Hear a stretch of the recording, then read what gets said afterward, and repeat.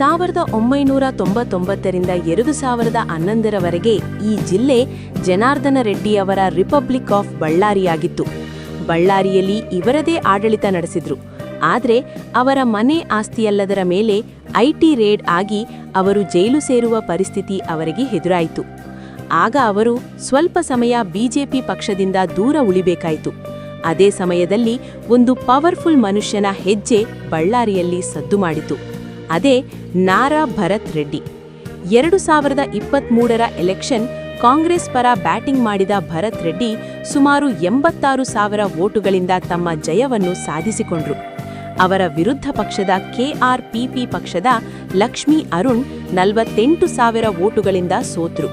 ಹಾಗೂ ಬಿಜೆಪಿಯಿಂದ ಸೋಮಶೇಖರ ರೆಡ್ಡಿ 37,000 ವೋಟುಗಳಿಂದ ಸೋತ್ರು. ಇನ್ನು ಇವರಿಬ್ಬರ ಹಿನ್ನೆಲೆ ಬಗ್ಗೆ ಹೇಳೋದಾದ್ರೆ ಮೊದಲಿಗೆ ಜನಾರ್ದನ ರೆಡ್ಡಿ. ಇವರು ಪೊಲೀಸ್ ಕಾನ್ಸ್ಟೇಬಲ್ ಅವರ ಮಗ. ಬಳ್ಳಾರಿಯಲ್ಲಿ ಬಿಜೆಪಿ ಬಲಿಷ್ಠವಾಗಲು ಕಾರಣ ಈ ಜನಾರ್ದನ ರೆಡ್ಡಿ.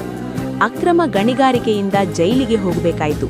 ನಂತರ 2023ರಲ್ಲಿ ಕೆಆರ್ಪಿಪಿ ಎಂಬ ಸ್ವಂತ ಪಾರ್ಟಿ ಕಟ್ಟಿ ಗಂಗಾವತಿಯಲ್ಲಿ ಗೆದ್ರು. ಈಗ ಮತ್ತೊಮ್ಮೆ ತಮ್ಮ ಹಳೆಯ ಪಾರ್ಟಿ ಬಿಜೆಪಿಗೆ ಮರಳಿದ್ದಾರೆ. ಹಾಗೂ ತಮ್ಮ ಅಣ್ಣನಾದ ಸೋಮಶೇಖರ ರೆಡ್ಡಿ ಹಾಗೂ ತಮ್ಮ ಗೆಳೆಯ ಶ್ರೀರಾಮುಲು ಅವರ ಜೊತೆ ಟೀಮ್ ಕಟ್ಟಿ ಕುಳಿತಿದ್ದಾರೆ. ಇನ್ನೊಂದು ಕಡೆ 35 ವರ್ಷದ ಯಂಗ್ ಲೀಡರ್ ಆದ ನಾರಾ ಭರತ್ ರೆಡ್ಡಿ. ಇನ್ನು ಇವರ ತಂದೆ ಸೂರ್ಯನಾರಾಯಣ ರೆಡ್ಡಿ ಜೆಡಿಎಸ್ ಶಾಸಕರಾಗಿದ್ರು. ಇನ್ನು ಭರತ್ ರೆಡ್ಡಿ ಬಿಸಿನೆಸ್ ಮ್ಯಾನೇಜ್ಮೆಂಟ್ ಅನ್ನು ಮುಗಿಸಿದ್ದಾರೆ. ನಂತರ ಇವರು ಪಾಲಿಟಿಕ್ಸ್ ಕೆರಿಯರ್ ಸ್ಟಾರ್ಟ್ ಮಾಡಿ 2014ರಲ್ಲಿ ಜಿಲ್ಲಾ ಪಂಚಾಯತ್ ಎಲೆಕ್ಷನ್ಗೆ ನಿಂತಿರ್ತಾರೆ. ಇನ್ನು 2023ರಲ್ಲಿ ಇವರು ಕಾಂಗ್ರೆಸ್ ಪಕ್ಷದ ಅಭ್ಯರ್ಥಿಯಾಗಿ ಕಣಕ್ಕಿಳಿದು ಜನಾರ್ದನ ರೆಡ್ಡಿ ಅವರ ಹೆಂಡತಿ ಲಕ್ಷ್ಮೀ ಅರುಣ್ ರವರನ್ನು ಸೋಲಿಸ್ತಾರೆ.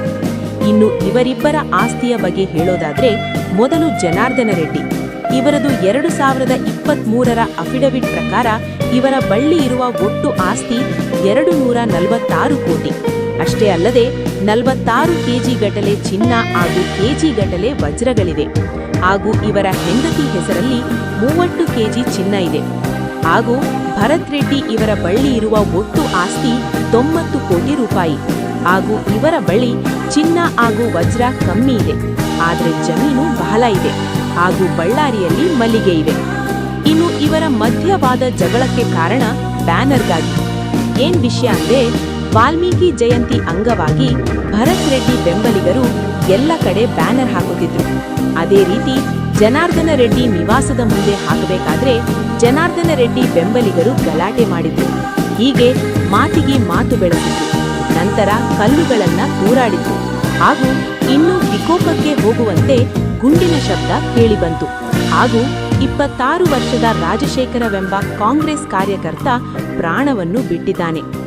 ಇನ್ನು ಜನಾರ್ದನ ರೆಡ್ಡಿ ನನ್ನ ಮೇಲೆ ಕೊಲೆ ಮಾಡಲು ಬಂದಿದ್ದಾರೆ ಎಂದು ಹೇಳಿದ್ರು.